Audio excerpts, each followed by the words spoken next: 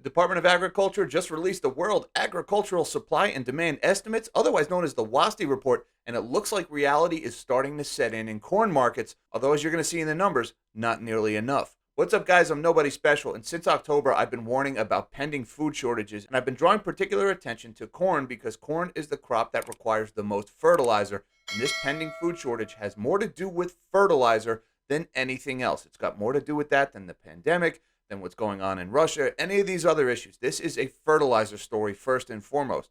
And still, these estimates coming from the government do not reflect that. And with that, we are going to shrink my big, fat melon of a head.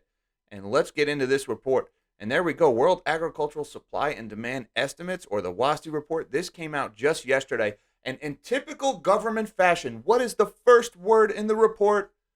Russia. Of course, the first word in the report is note Russia's recent military invasion of Ukraine significantly increased, yada, yada, yada. We get it, okay? The government story is blame everything on Russia. Moving on. But let's go down to the corn story here because that is what we're focusing on right here. And I just want to read you a couple of things here. And this is the first time that they've lowered production this year. A lot of the previous WASDE reports have kind of had their head in the sand with no reductions at all. Well, here we have the 2022-23 U.S. corn outlook is for lower production, domestic use, exports, and ending stocks, and higher prices. The corn crop is projected at 14.5 billion bushels, down 4.3% from last year. The corn yield is projected at 177 bushels per acre, 4 bushels per acre below the weather-adjusted trend presented at the USDA's Agricultural Outlook Forum in February. Now, that last sentence that I read there, that is important. All right, they're saying the corn yield is projected at 177 for this year. That's bushels per acre of corn planted. Now, that's technically no change from last year, which in my opinion is not very conservative, but there has been this increasing trend in bushels per acre of corn yield in the United States going back decades. As farm technology has improved, we've been getting more corn out of the same amount of acres. And just to illustrate that, I want to show you this, and this is in AgWeb, released just yesterday. Corn yield shocker. USDA drops national yield to 177. And you can see in this chart here where they're showing this trend line going all the way back to 1992. You can see how U.S. corn yields have been trending upwards significantly over these last 30 years or so. Well, right now, what they're saying this year is flat corn yields. We're below that trend line, and it's very early in the season, which means an uphill fight for corn from here. Now, they're basing this on the slow start to the planting season, and I just want to read on a little bit here. The very slow start to this year's planting in the major corn-producing states and the likelihood that progress by mid-May will remain well behind normal reduced yield prospects.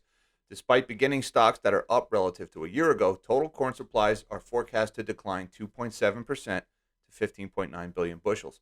And they're starting to recognize the reality of this late planting season. And just how late are we? Well, at this point, we're supposed to have about half of the corn in the whole country planted by this point, and we're only at around 22 to 23%. And it's been too cold and too wet. And right now, out here in eastern Pennsylvania, where I live, in corn country, it is raining again today. And so the farmers lost another couple of days before they can get their corn in the ground. And statistics show corn planted after May 20th, you start to have significant drops in yield. And at that point, if this wet, cold weather continues through May 20th and beyond, a lot of farmers may elect to not plant this year and just collect on that crop insurance instead.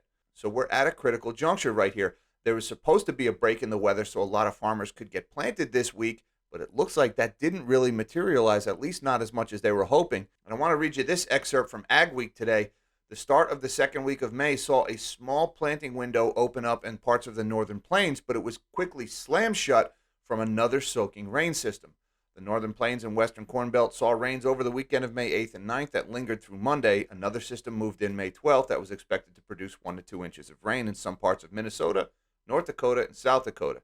This will push planters out of the fields until around May 18th to May 20th. There's that May 20th date. This puts the northern plains close to crop insurance final corn planting day, which is May 25th for most counties in North Dakota. The central to eastern corn belts saw good progress over the weekend, which is why corn and soybeans traded on defense. And I'll just tell you that eastern corn belt quip, that is no more because it's now raining in the eastern corn belt. And what does that look like? Well, reading on in this article, as of May 8th, 22% of the nation's corn was planted versus expectations of 25% and 50% average. So we're supposed to have half of the corn in the country planted by now. We're not even at a quarter.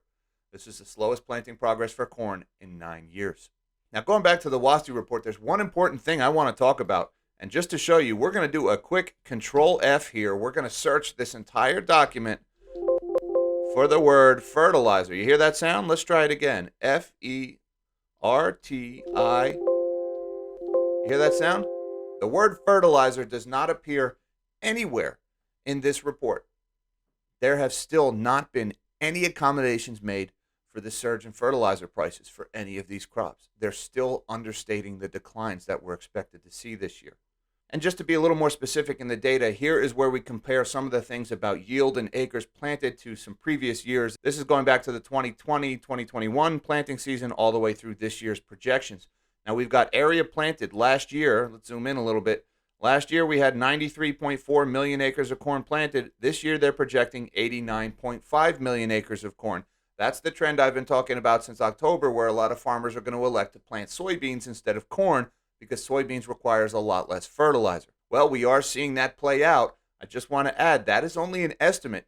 This number could go down further because fertilizer prices have increased significantly since that March prospective plantings report, where they first came out with that 4 million acres fewer number. I also want to point out the yield numbers. Here we're looking at 177 million bushels per acre. Last year was harvested from corn. We had a bumper crop last year. Well, they're still projecting 177 bushels per acre for this year. Now, this overall trend, like I showed you on that chart, has been upward, but to expect to get the same yield out of the fields this year versus last year, I'm not sure that's so accurate. We've got this late planting season that looks like it's going to get later and later, and on top of that, we've still got this fertilizer story. Nobody is paying attention to the fertilizer story. A lot of these farmers are not going to make that final application that only gets them an extra 4 or 5 bushels per acre because it's not economically justified at these prices. So unless corn prices go significantly higher between now and midsummer, that final application is not going to get made, and these yields are going to come down another 4 or 5 bushels per acre. That's going to take another big chunk out of corn supplies, and that says nothing about how many of these guys may just elect to take crop insurance and not plan at all. So long story short, the USDA is finally at least starting to hint at lower crop yields this year, although they're still way understating it, in my opinion. They still have not started talking about that fertilizer problem, and this is more a fertilizer story than anything. The first word in the report was Russia. That's today's scapegoat for all things wrong with government. It's Russia, Russia, Russia. Nobody's talking about the fertilizer story yet, and I'm telling you, fertilizer is going to hit corn particularly hard because corn has a higher fertilizer input cost than any of the other major crops. It's going to hit corn a lot harder than wheat and soybeans and all those other ones. And if you want to know a little bit more about the specifics of this trade, you can check out this video I did about all the reasons why corn prices are heading higher in 2022. Until next time, live small and dream big.